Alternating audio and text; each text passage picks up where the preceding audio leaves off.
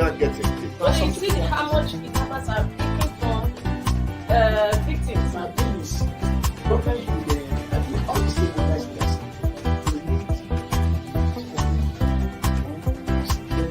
Get that, and I think we get that.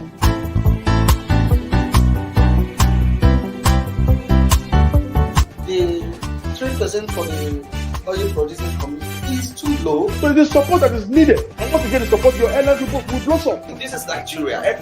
You need to give people sense of belonging.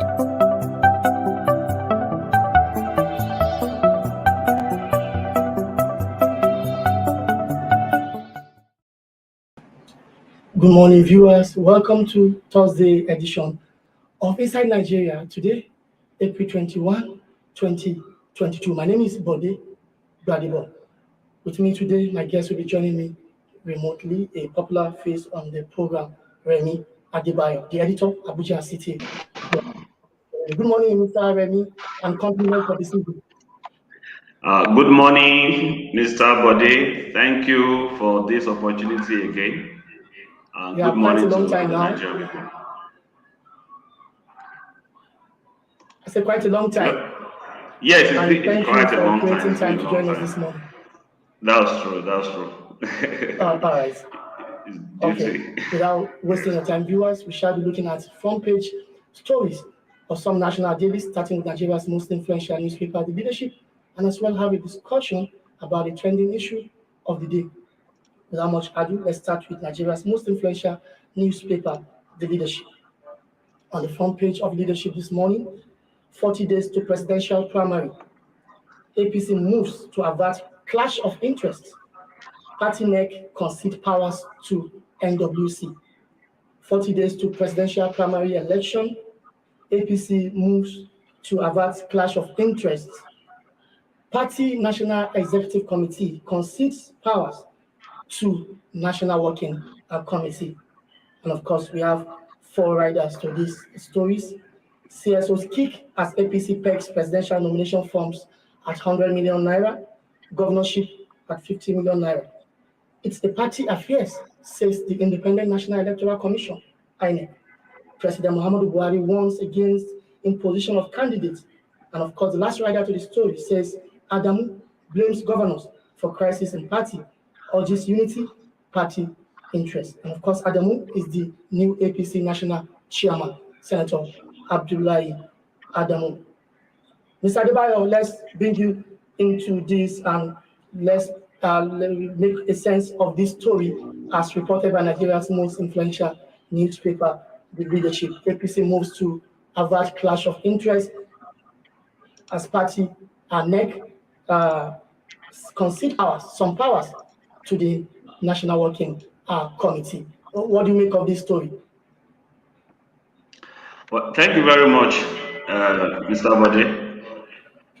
Yesterday, when the first meeting of APC NEC came on live on at Nikon Luxury Hotel in Abuja, all eyes were on the party, especially being the first that's going to be attended by the new party chairman, Senator Abdullahi Adamu. And in attendance yesterday, of course, with the president himself, his vice, the leader of the Senate and the House of Reps, I believe that they had a very good representation with the new party executives around. I think what really happened yesterday was to avert certain clashes, like leadership rightly said. The NWC, I think, has some executive members who may also be involved or interested in contest, maybe presidential contest or those that are seeking second term under the umbrella of the APC. So the party was trying as much as possible to fully return the powers of the party in the new NEC, so that there will not be any clash or any interference as such in the running of the party and the interest of those that are contesting for election. And I think that was re-echoed also yesterday by the President Muhammadu Buhari, when he said that the party should not about the temptation of imposing any candidates on the people. The president was invariably telling the party that the best we could do is just to return popular candidates wherever they are and let the people, the members of the party, decide, depending on the mode of government, the primaries that is acceptable to people, depending on their state and their locations. All right, Mr. Adebayo, thank you for that wonderful analysis. But for me, I don't know whether we can still trust the APC NWC because, yes, to avoid a clash of interest, the NEC has actually conceded certain powers to them within the next 90 days, 3 months to come, do this on our behalf. But don't you think these people can still be teleguided by some members of the APC National Executive Committee, the NEC, who have interest in the 2023 elections? You cannot rule out the influence, no matter how small or how big it is. Politics is about interest and about lobbying. I'm sure that is going to happen whichever way that they may happen. But the truth is that the party has tried at that level to ensure that that is reduced or limited in whatever capacity. And with 40 days to the election of, to the primaries of the party, it is done. I believe that decision was taken to prevent certain back and forth, so that the party would not, at the end of the day, get stuck in the controversies of which organ of the party was meant to address certain issues or policy at this level. So I think that's what the party has been able to do yesterday. The influence will always be there. There's nothing we can do about that. But then, if it has been reduced to significant level, of course, it will save the party a lot of stress. All right, let's quickly go to another paper with a related story. Let's go to the Daily Independent newspaper, Mr. Remy. Let's bring you what we have on the front page of Daily Independent. Primary election, outrage trails APC 100 million, 50 million naira presidential, Guba forms. Primary election, outrage trails APC 100 million naira, 50 million naira presidential, Guba forms. Participation election now business to earn profit, according to lawyers. Say political parties have transformed to revenue collectors. Kuriwa condemns APC, urges arrest, probe of form buyers. And of course, the last rider to this story on the front page of Daily Independent is saying commercial exercise will dampen hope of the nation, according to Sisla. Do you see it in this direction, Mr. Adebayo? Thank you very much. I see it in different dimensions. First, I believe the APC is trying to do this. Don't forget that APC is the ruling party. And the ruling party, of course, maybe there is this mindset that everybody has money. Everybody has the cash and the resources to throw around. But we are talking about people that are aspiring to offices. When the news of that amount came out yesterday, a number of Nigerians were outraged that this shouldn't be so. That it is very exorbitant, it's very, very illogical. I remember Garba Adamu, one of the younger aspirants on the platform of the party, said that the Nigerian people we have to rescue the party from money bags. And that's how it is looking really, because if we are talking about people that are interested in offering service, I personally don't believe that they must be super rich. I don't believe that you have to, before you offer service, you are renting service. I don't think you have to empty your bank account or sell properties to do that. 100 million naira for governors, for a presidential form is high. It's high. There's no other way we can do that. Even when they are saying that the youth population, the youth aspirants and the women can have it at a reduced cost. A half of 100 million naira is 50 million naira. If you have a youth that has the capacity to render service and is interested in public office in the capacity of the president, thinking of going to contest that election, if you have to buy form only for 50 million naira, then how much is it going to be spending on campaign? Before the primaries, me and you know that a lot of money go into this. I don't know whether the party is thinking along that maybe at the end of the whoever get the primaries, they want to use the money to campaign. But we also have a law that pegs the amount that you can spend on primaries or on your campaign, presidential campaign, or any other campaign. So that amount is too much. It's going to sort out a number of well-spirited public servants from daring to go into the contest. It's only saying that the process has been open to money bags, people that can buy things. And I also have this other angle to it, assuming that I am interested in in running for the presidency, and I don't have that money. But there's one money bag that is hiding somewhere, maybe somebody of questionable resources, and say that we have been looking at you. Remy, you can get this form for you and you can win that election. We will fund everything. But at the end of the day, uh, your loyalty and your allegiance will come to me. What do I do? So we are invariably letting out our space to criminal elements, and because it may not just be okay. For instance, how many of these money bags that we have in Nigeria that we know the source of their income? I'm not saying that people don't have legitimate form of income. A number of people do, but we have a number of them too that have unexplainable sources of income, especially those that have been in public office before. I don't think that a legitimate business owner, I don't think that someone who has not been exposed to political office, or somebody that doesn't have the clout of businesses, or maybe people that fund their sponsors that will be interested in taking it as investment at the end of the day, we want to throw 100 million naira to buy ordinary form. Then what happens afterwards?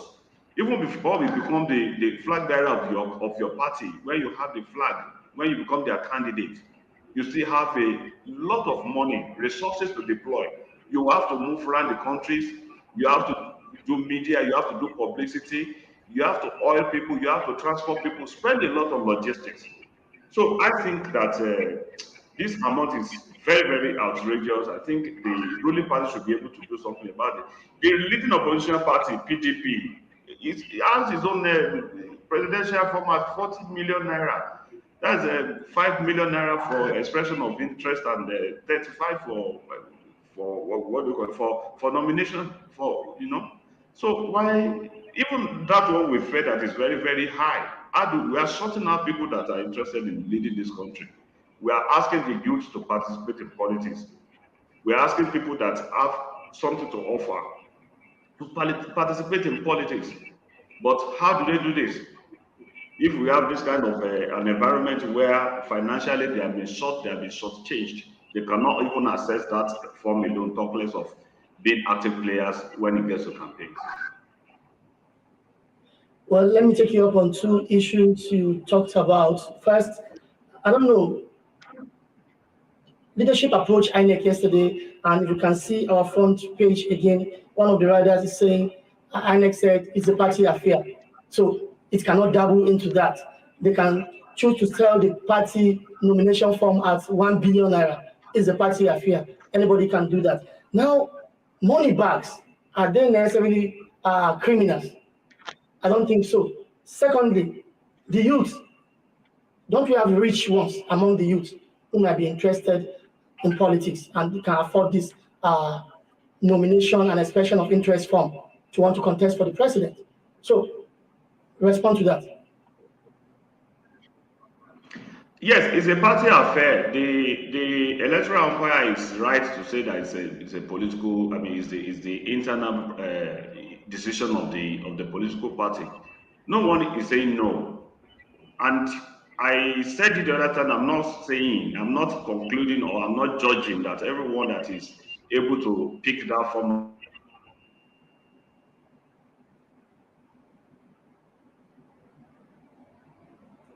Mr. Aliba, are you still there? I assume something is wrong with that connection with Remy Adebayo, editor, Abuja City Journal. Let me see if we can display some things to our viewers while we try to reestablish connection with Remy Adebayo, editor, Abuja City Journal.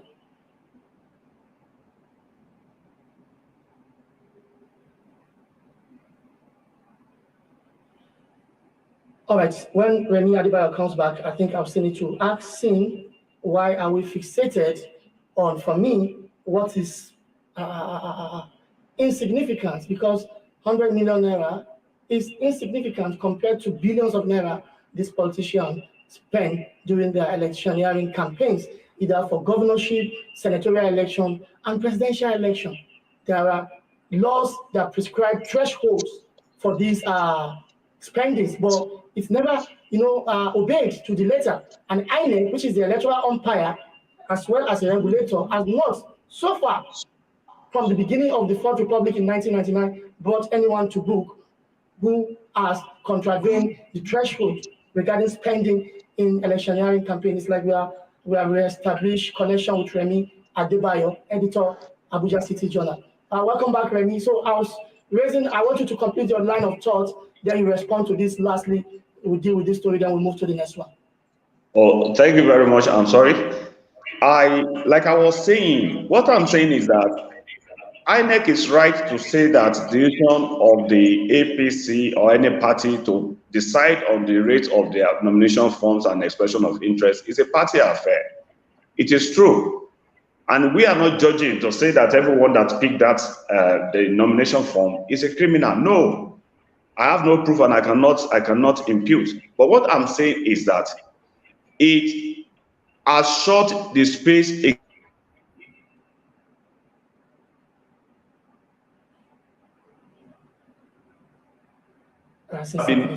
who might be given a chance, to contest, to seek for the ticket of that party.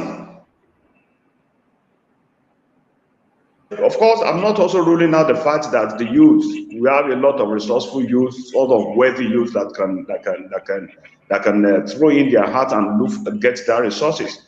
But the truth is that if you look at it on the average, I think that amount is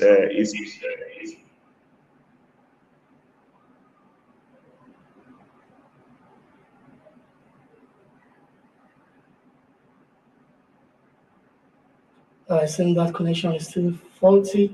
Now we need to go on a short break. When we come back, we'll continue the discussion. Don't go away.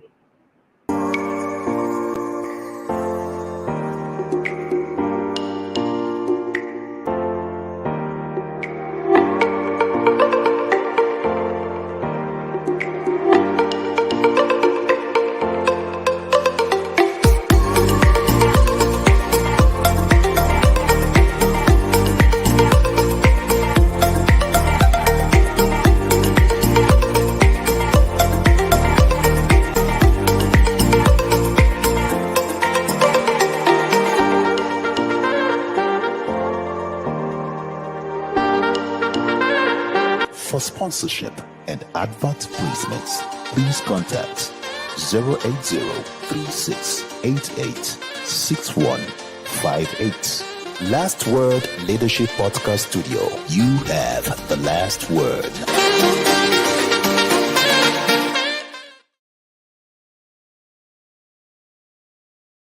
Inside Nigeria, keeping you informed on what matters.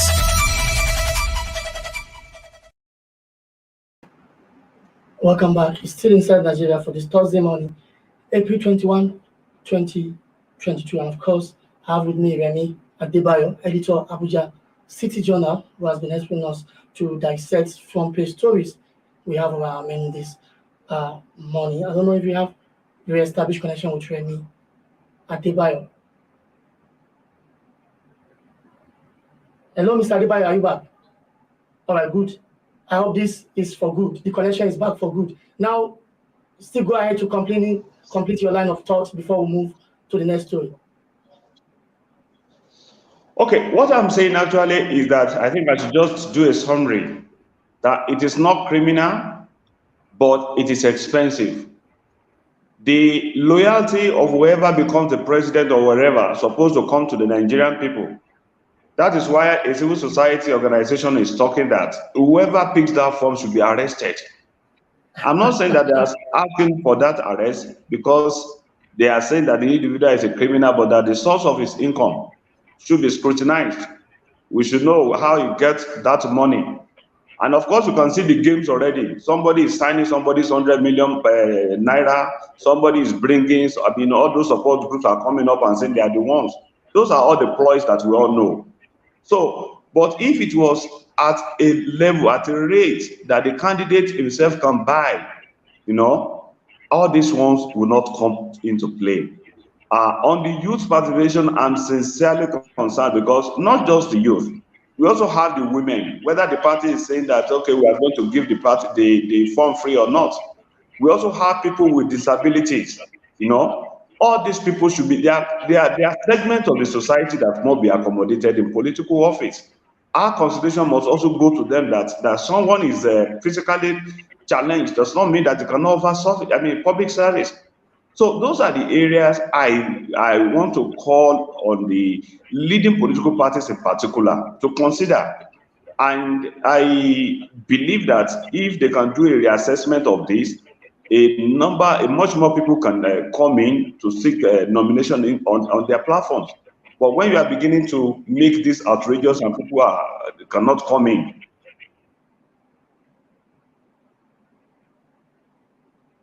Hello, Mr. Adebayo.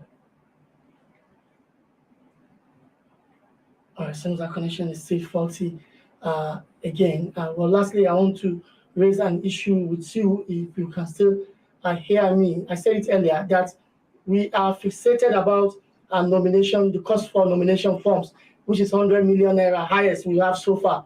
PDP is not up to 100 million naira.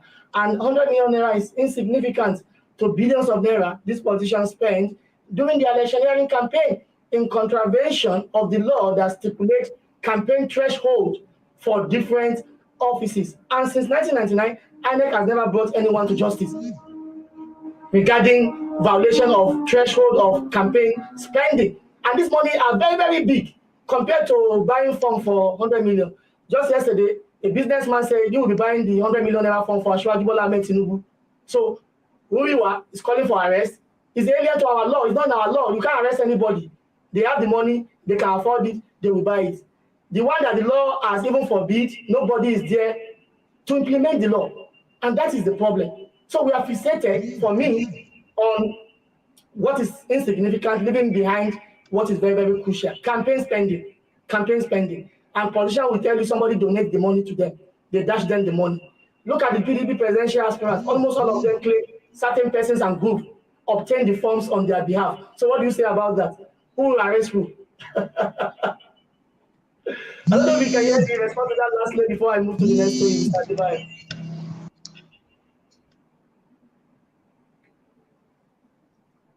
I barely can't hear you. I can't hear you at all. I'm straining myself to listen to you. Oh my God. Oh my God. All right, we need to leave it at that. Let's quickly move to the next story. If you can hear me now, then we'll continue from there. Well, let's see what we have on the front page of THISDAY newspaper.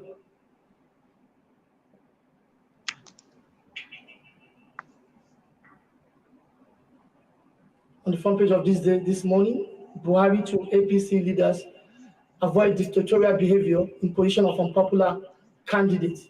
That's regards to the 2023 general election. President Muhammadu Buhari then speaking at the APC National Executive Committee meeting, which held at the Transcorp Hilton Hotel yesterday here in Abuja. Buhari to APC leaders avoid dictatorial behavior in position of unpopular candidates. President Buhari's warning to party leaders is subject to different interpretation. Don't you think so, Mr. Adebayo?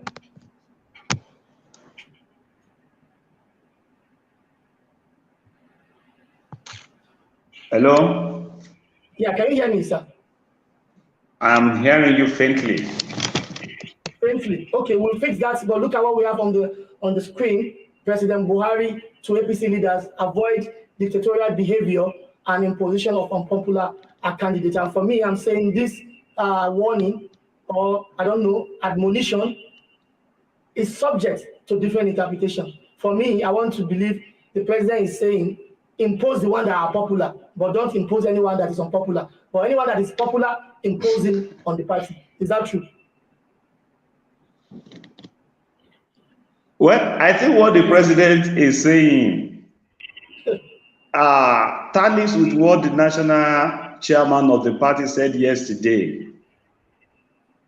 The National Party Senator Abdullahi Adamu was warning the party not to feel that it cannot be defeated. And he drew an example from the experience of the PDP in 2015. But they don't forget that at a point in the life of the PDP, they told the nation that they were going to rule this country for at least 60 years. But it ended in 16 years. So Abdullahi Adamu was trying to call the attention of that of the party, especially party members, to that. And what the president is actually saying is, I mean, to me, justify the same thing, that do not impose candidates. In an environment where you impose unpopular candidates on the people, we all know what the response will be. The aggrieved people will leave. And when they do not leave, they will stay within the party and cause problem for the party. I have an experience of what happened in 2019 in my state, or your state. The people of the state in the APC, the faction that was not even a faction, the state governor, the now later Senator Abiola Ajimobi, the party members in that state preferred someone called Joseph Tegbe. But at the tail end of that election, at the nomination level, they brought out another candidate, Chief Bayo Adelabu, who was not as popular as the Tegbe that people wanted. What happened? Majority of the APC people, members, chieftains, they stayed within that party to scuttle the chances of the APC. And the aftermath is the return of the candidate of the opposition party in that state, who is the governor of the state today. So it is a lesson that the APC understands, and the president also understands the same, that when you force a candidate that is not acceptable by the people on them, the result is that they will cause rebellions within, or they may leave your party. Tegbe did not leave that party immediately. He just left the APC last week. He has joined Governor Seyi Makinde in PDP in that state.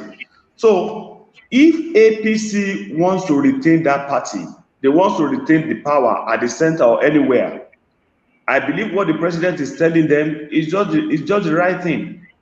To avoid dictatorial behavior and imposition of unpopular candidate. I'm sure you are taking the president imposition of unpopular candidate in the in the context that suggests to say that okay, you can impose the popular candidate. But of course, you cannot. Do you need to impose a candidate that is popular? A candidate that is popular will definitely emerge through a democratic process. The people will vote for him as long as he's popular. So what he's saying is that, especially to governors who are like laws in their states, allow the democratic process to have to take place. Do not impose people. When you impose people, what will happen, of course, we all know, is that the people always reject such individual at the poll. And if you win the nomination of your party, you have won the ticket of the party, and you cannot deliver in the general election, you are as good as not winning anything, because you have denied your party the chance to do that.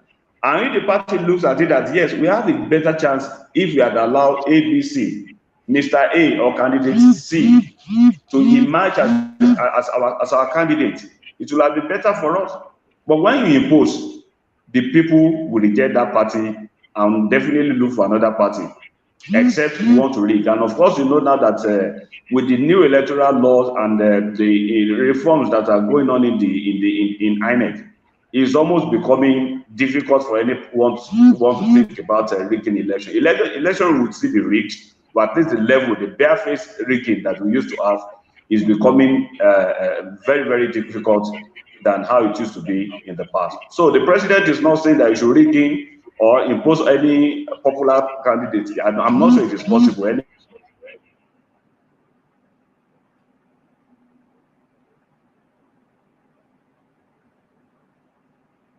Mr. The party itself will give me time and believe the message you say. All right. Lastly, on that story, Mr. Adebayo, are you not worried that the end of the NEC meeting yesterday, which apparently is the last NEC till after the general elections, the party will be holding? The party was unable to tell Nigerians its zoning formula, despite the fact that many weeks ago, its zoning committee chaired by the Kwara State Governor, Abdulrazak Abdulrahman, submitted the report. And after the NEC, it was able to tell us how the power in APC will be shared just a month to the primary election. Where will the presidency be zoned to? The Senate President, the Speaker, and the rest of them. Are you not worried that this information is not in the public domain as we speak? Please, could you recap that? I still have the problem of the audio. Okay, can you hear me now? I'm still squeezing myself to hear. All right. I said, are you not worried that IPC, after its NEC meeting yesterday, was unable to tell Nigerians what its zoning formula or sharing formula of power would look like? Despite the fact a committee saddled with that responsibility submitted its report many weeks ago. I don't know if we are together now. I can hear you.